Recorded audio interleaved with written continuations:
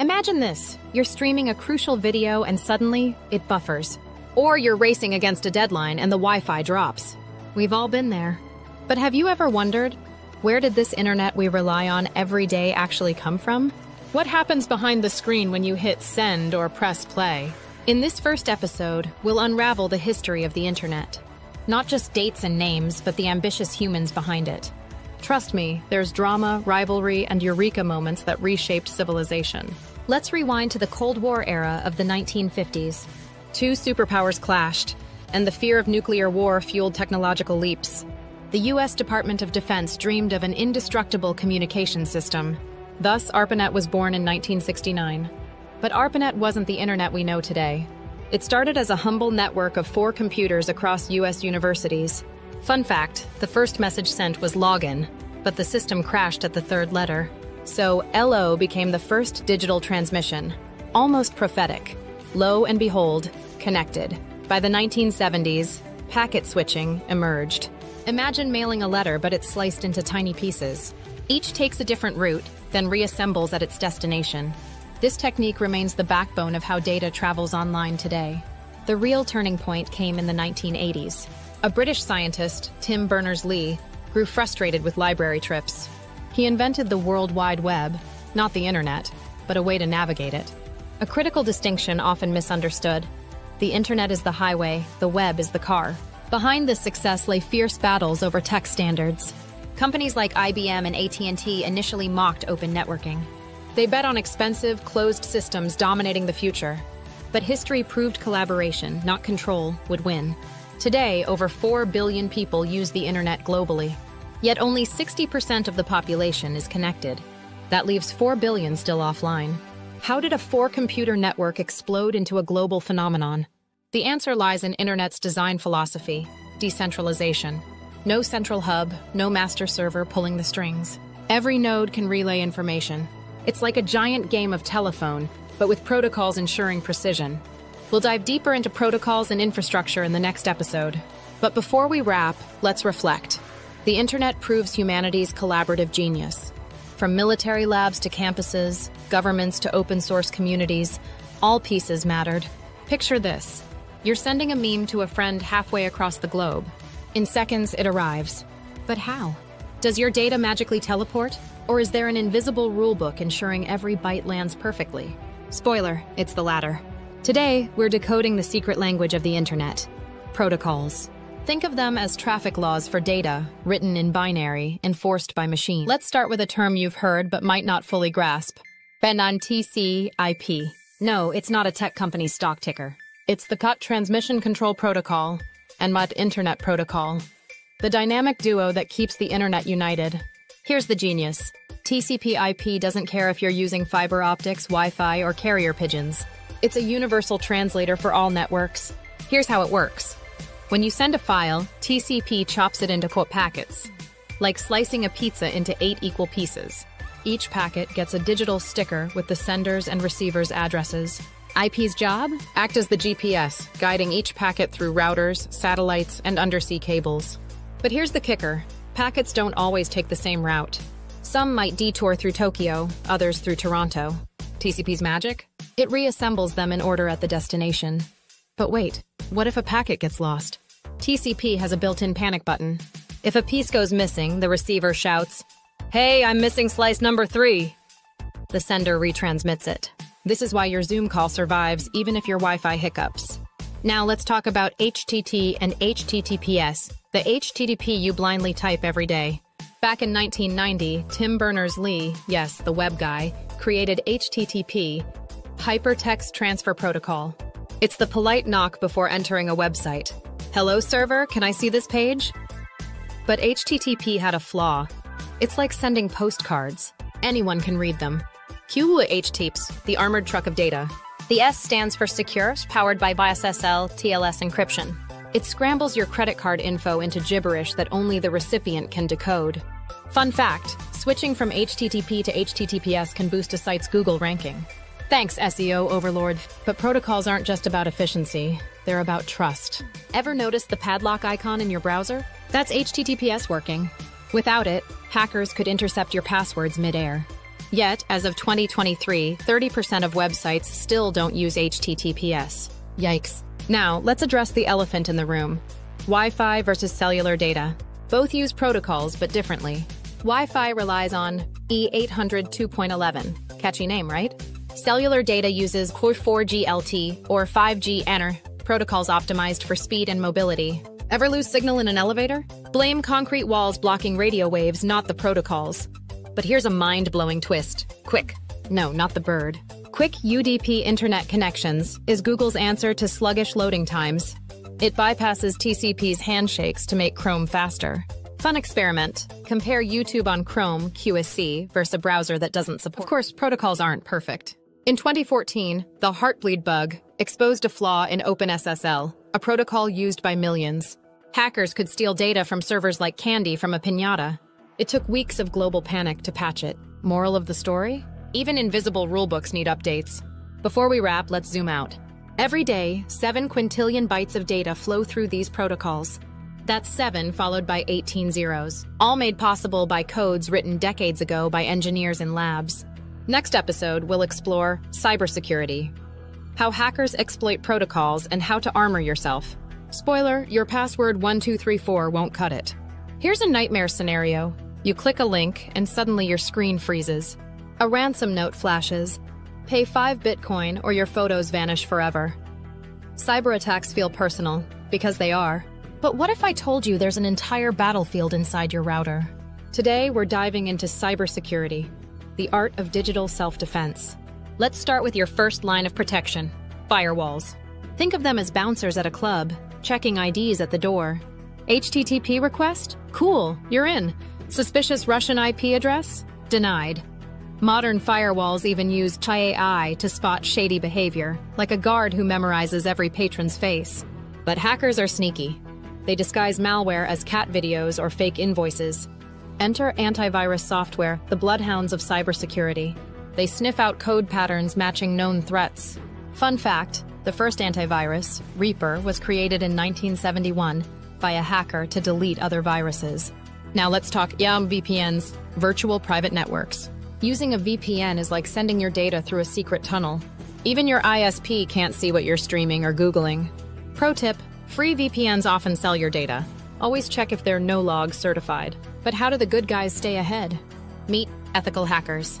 These white hats are hired to break into systems legally. In 2022, a teenager found a flaw in Instagram that could have deleted any account. Meta paid him $30,000 for the tip. Not bad for a side hustle.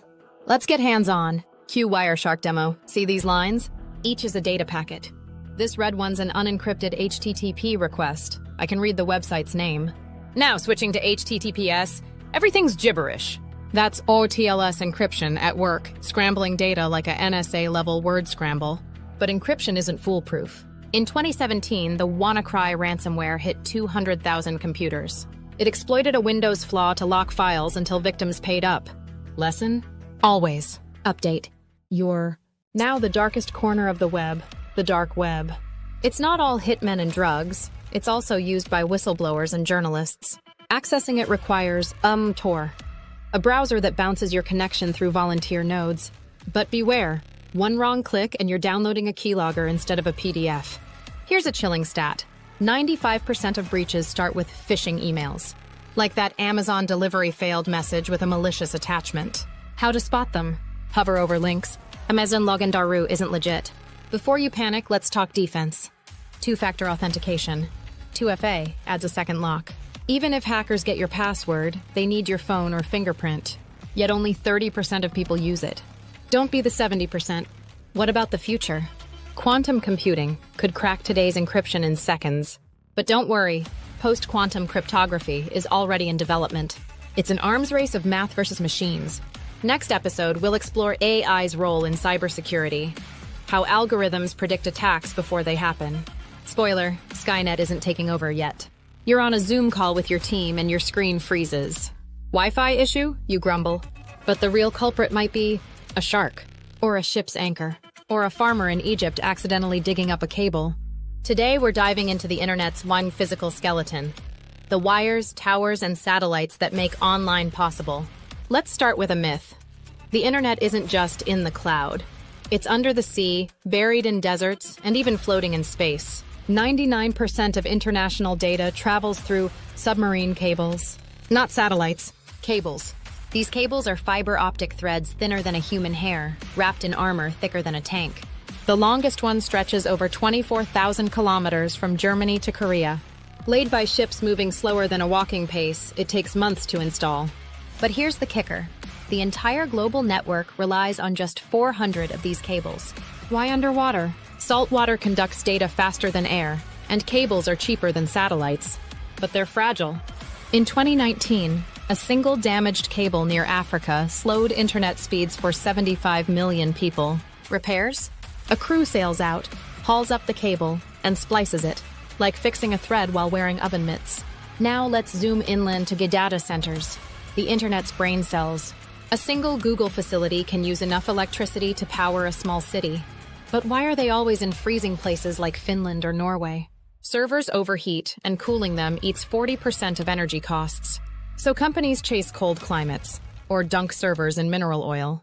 Ever wondered how your Netflix show jumps from LA to Tokyo in milliseconds?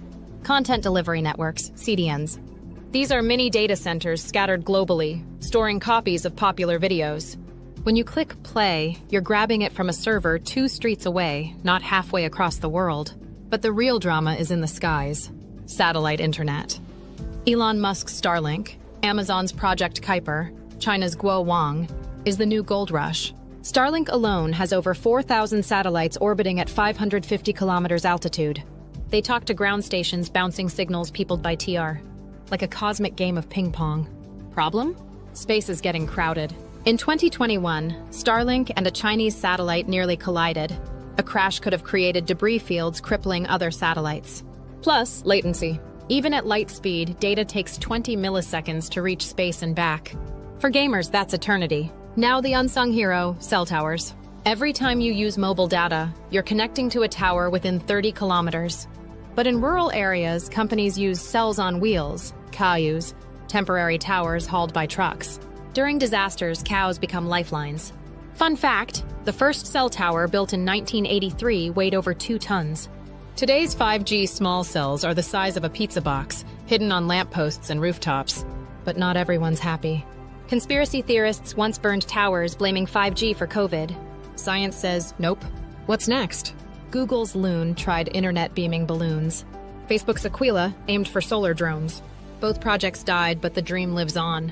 In 2024, Kenya's government partnered with Starlink to cover remote villages. But here's the irony. Half the world's population still lacks internet. Meanwhile, the other half watches TikTok dances filmed in data centers built on reclaimed swampland. Next episode, we'll return to the digital realm. How hackers hijack the physical layer. Yes, even cables can be spied on. Picture this, it's 2045. You ask your AI assistant to order pizza. Instead, it negotiates a peace treaty between 2 countries. Absurd? Maybe. But the seeds of this future are already here. In our finale, we explore how AI, quantum computing, and modern brain-computer interfaces will redefine the internet and humanity itself. Let's start with what AI-driven networks. Right now, Google uses AI to predict traffic jams in data. Their system, Profit, reroutes your Netflix stream before congestion. Think of it as a psychic traffic cop for the internet. But AI isn't just optimizing, it's evolving. In 2022, DeepMind's Jade AlphaCode wrote software better than most humans. By 2030, AI might redesign TCP/IP to be 10,000 times faster. Scary part? No one fully understands how it works. It's a black box even to its creators. Now the elephant in the room. Quantum computing. Companies like IBM and Google race to build machines that solve problems in minutes, not millennia. But quantum plus internet a double-edged sword.